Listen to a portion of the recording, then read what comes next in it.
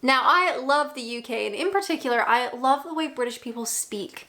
The language, the slang, the phrases, perfect. Leave a comment down below. What is your favorite British word or phrase, slang, whatever you like? There's no rules here.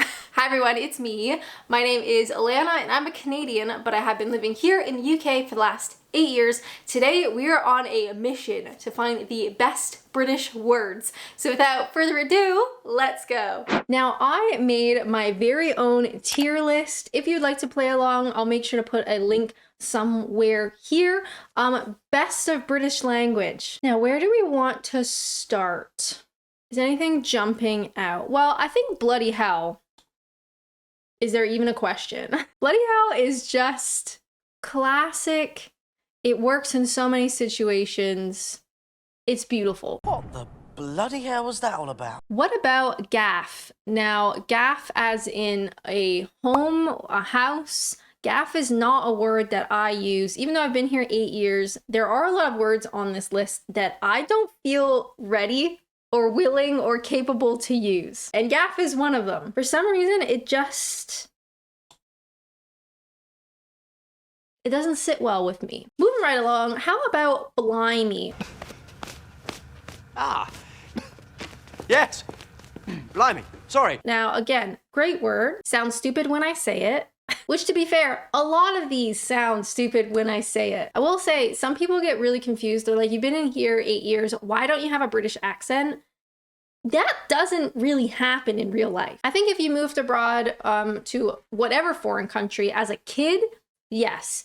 As a kid, you know, your voice is very influenced. Can we say your accent is very influenced? Now, my cadence is a lot more British now. I use a lot of British words, but the accent still remains the same. Now, you may not notice it, but my family certainly does, that my voice is different than 8 years ago, but it's very clearly I don't have a British accent. Anyway, what word were we talking about? Blimey. I think blimey is a good word, but it's just not for me personally. Ta. Ta is such a great word. Ta as in thank you. My partner uses it as a thank you alternative, like a cheers or whatever. I can't say it yet. I'm not quite there. Maybe in a couple years, I might feel more confident in saying it, but not yet. It is a great word though. And it's definitely, I mean, none of these so far you would ever hear in North America unless it was a British person speaking. Mate, I think has to go in S tier. I don't want that dog dribbling on my seats. Your seat? Tyrone, this is a stolen car, mate. I have started saying this non-ironically, which is weird. You know, language is weird. Any other ones jumping out? Posh. Posh is fine. Should we be using these in sentences maybe? So posh as in, ooh, you shop at Waitrose? Get you, you're so posh. Pram. Pram sticks out. I actually hate pram. I don't know why I find that word so annoying. It just is. Pram as in, okay, Alanna, use it in a sentence. Okay, how about this? Bloody hell, my mate, who's a bit posh, just had a kid and they're storing the pram in their gaff. Blimey, I gotta go. I'm gonna miss my train. Ta. That works? Something like that? I'm so sorry. That must be really offensive to listen to. Cheers is another S tier. I started saying cheers in the last couple of years. I did a video years and years ago, and if you've been with me since then, God bless you. I've been on the internet a long time. I did a video a long time ago basically saying, like, as a foreigner, whether you use the word immigrant or expat, that's a separate video entirely, but as a foreigner, is it better to use the local words, even though it sounds really foreign and unnatural to you, or do you continue using the language that you've always used and maybe in time your language will change? I had this real like conundrum, you know, because I didn't want to be rude and not assimilate, but also saying those words sounded really unnatural to me. So now 8 years later, I took the path of say the word that comes naturally, say the phrase that comes naturally. Eventually those have changed. I now say cheers just organically without realizing. That is a weird concept. in and of itself. Moving right along, snog. Snog's a terrible word. Just yuck. I think gutted is also an S tier. As in, I went to the fish and chip shop. I went to the Chippy and they were shut. I was gutted. Gutted I use naturally. I'm just gonna say this once and I won't say it again. All of these words sound weird when I say them. You don't need to tell me. I am very well aware. Sawed off.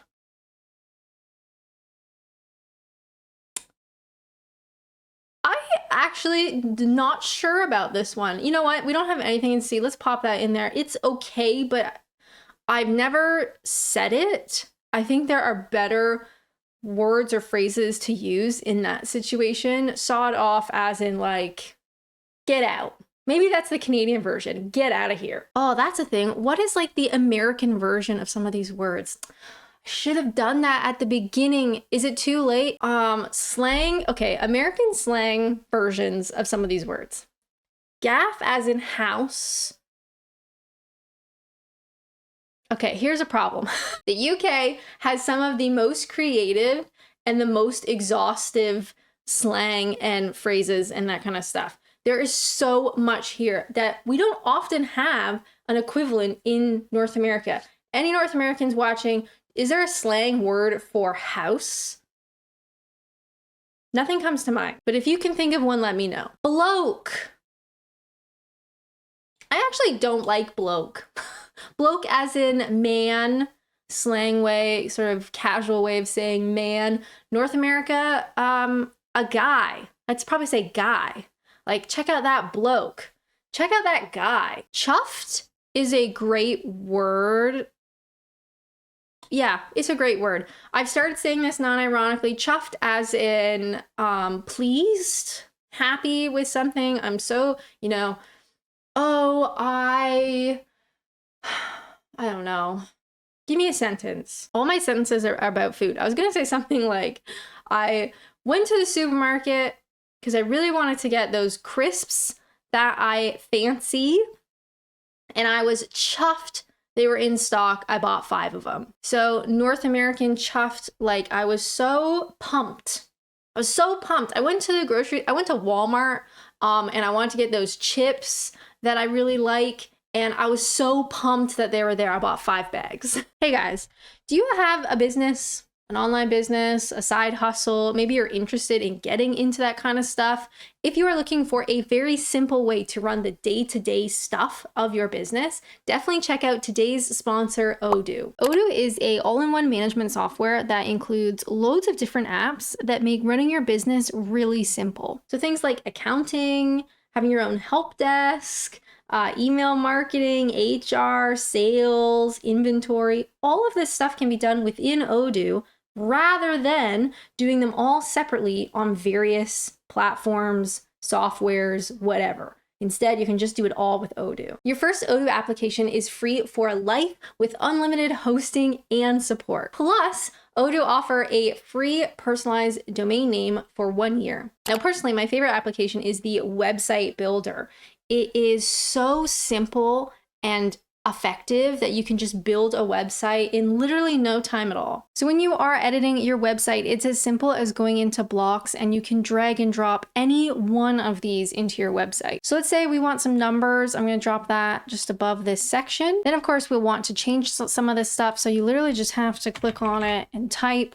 On the right hand side, you'll have loads of options of what you can change. So maybe we want to change the font color, or make it bold. And let's also maybe make it a little bit bigger. You can also animate certain elements without having to code anything, which is absolutely wild. You just click on what you want to animate, come over to animation, let's say on appearance, and that's it. If you are struggling with some of the text, like maybe you're not really sure how you want to customize it, ChatGPT is actually built in to the website builder, which is wild. That way, if you're ever stuck on inspiration, maybe you just don't know how to say what you want to say, you can really easily use the built-in AI and insert that right into your text. It's also incredibly simple to customize any of the blocks here, either by changing the colors, changing the sizes, or replacing the image itself, even changing the shape is so simple. It's unbelievable. Make sure to use my link in the description and get your first Odoo application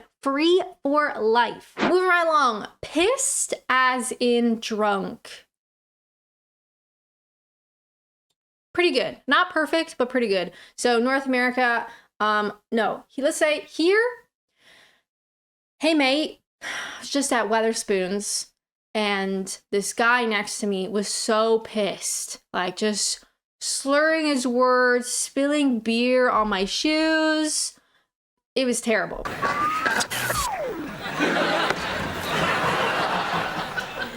I'm glad I'm not pissed, or I could have smacked my head on that. North America, what would you say? Somebody who's really drunk, they're wasted. That's what we say in North America, wasted. I went to the bar and this guy next to me was so wasted. He kept spilling beer on my shoes. I was so pissed. Language is fun. Pissed in the UK as in drunk. In North America, you would say perhaps wasted. There's other versions, I'm sure. But pissed in North America is angry. The more you know. Quid is a really funny one. There's a reason I added it to this list. Quid is a very recent word I started saying organically. Quid, of course, meaning money. North America, you might say cash. You got a cash on you, or rather, that's not quite right. You go to the store and you're there with your buddy and you're looking at food and you're like, wow, that chocolate bar is 3 quid? That's insane. In North America, you might say, wow, look at that candy bar, $4? That's crazy. Quid is very recently something I've started saying.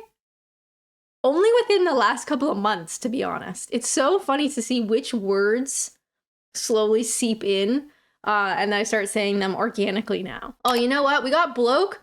We also have bird. I hate bird. So bird as in a woman.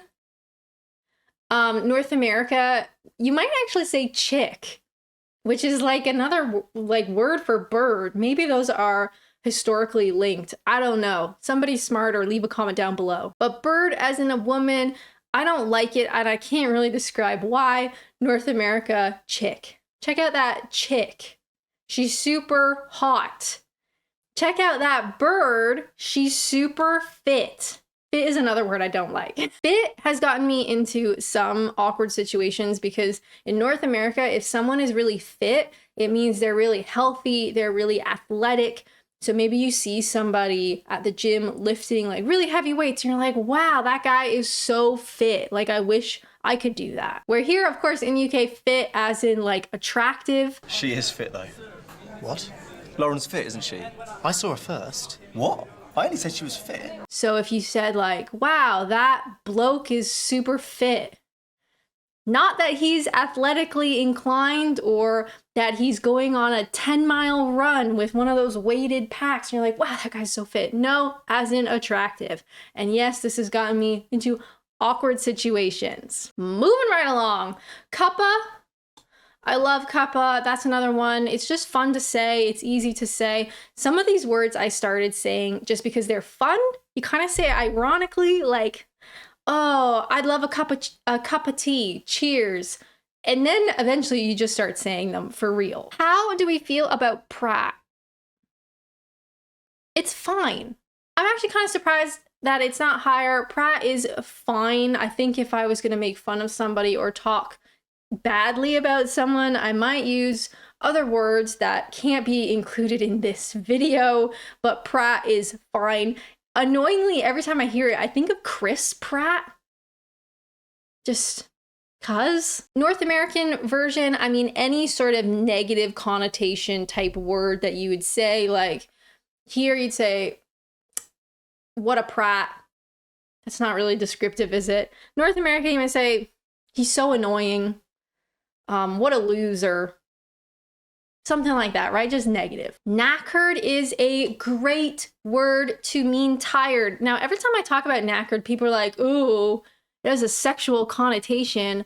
I've never, ever heard a British person use this word in a sexual way. It has only been when you are exhausted, just generally exhausted, tired. That's what you'd say in North America. I'm so knackered. I did park run today and I hadn't done it in 10 years and I'm just knackered. North America, you're exhausted, you're tired. I don't know if we really have a slang word that's equivalent, but that's like the basic meaning. Chav is fine. I include chav. Now, I don't know the exhaustive history of chav, but as someone who lives in Kent, it is a word that people use down here to describe certain people. I was a chav when I was a teenager, and then I went to art school and I had to hand in my chav notice.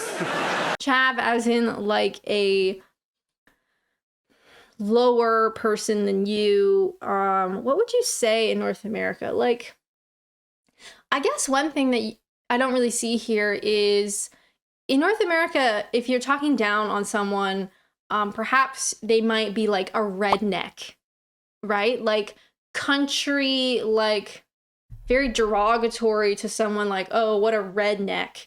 Do you have that in the UK? A version of that? Is chav kind of in that vibe? It's not the same type of person. A redneck and a chav are very different, but it's that sort of vibe of like talking down to somebody. Something to think about.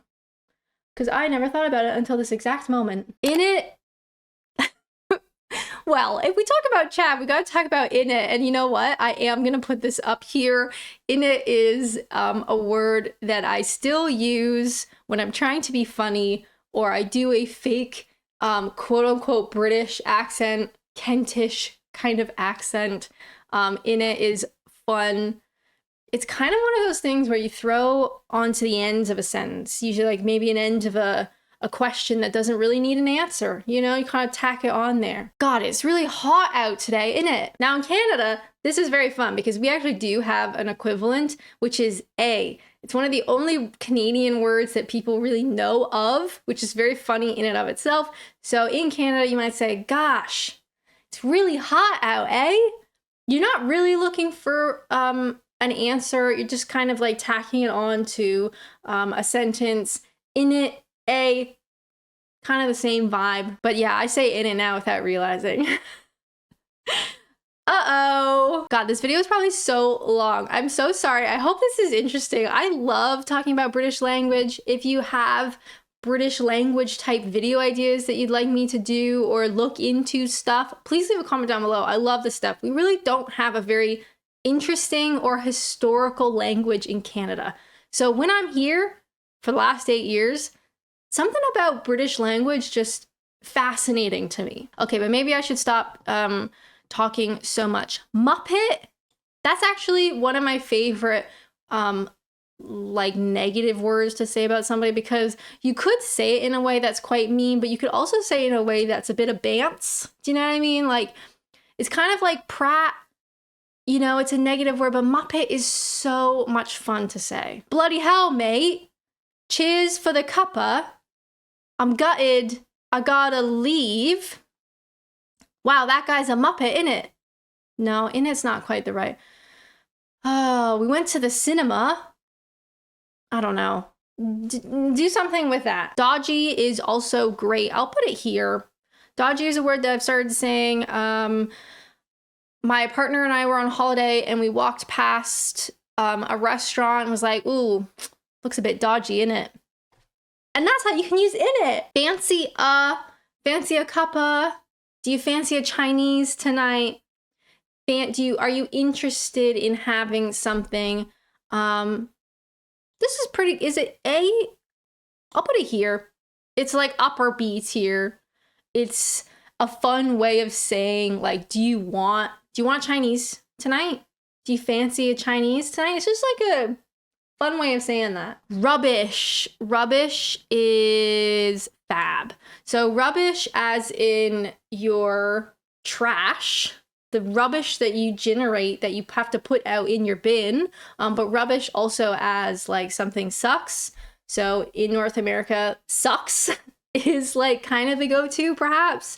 Like, oh, that movie was rubbish. Oh, that movie sucked. But rubbish, I think because I'm Canadian, it feels so much more fun. It feels so much older. It kind of makes me think of Harry Potter vibes, and I'm all for it. That's rubbish! And finally, you all right. you know what? This might be controversial. I have to put this down here and I need to explain why. You all right is something that British people say nonchalantly. Maybe a delivery guy or someone at a cafe, or you're walking past someone that you kind of know and it's just sort of like a you all right? And every single time I get flustered. You all right? Because historically in British culture, the British person asking that is not actually asking you, are you okay? Or maybe they don't even really want much of a response. It's just kind of like a throwaway. In North America, I would equate this to like saying, what's up? Or like, hey, how's it going? Like it's a casual kind of like, hey, I don't really care, but I'm being friendly. I'm not expecting you to give me your life story. It's just like a, hey, what's up? But to me, you all right kind of reminds me in North America of someone saying, are you okay? Which someone would only say that to you if something was wrong. Like maybe you were turning green and you looked like you were about to pass out or cry or throw up, or maybe all of them. And a concerned Canadian would be like, hey, are you okay? Very different connotations than you all right here in the UK. So unfortunately, when someone says you all right to me, I still kind of like panic because I'm not really certain what to say. Sometimes you just say it back. Yeah, you all right? But it sounds weird for me to say it. And anyway, it's just a mess. It's an embarrassing mess. So that has been the best of British language, as according to me, literally nobody, just some person on the internet. But I hope you guys like this video, and I hope you can make use of today's sponsor, Odoo. Again, link in the description. If you would like to watch something else right now, which honestly would be really awesome, like very, very cool, how about this one? I talk about what it's been like working in the UK for the last 8 years. But as always, thank you guys so much for watching, and until next time, bye!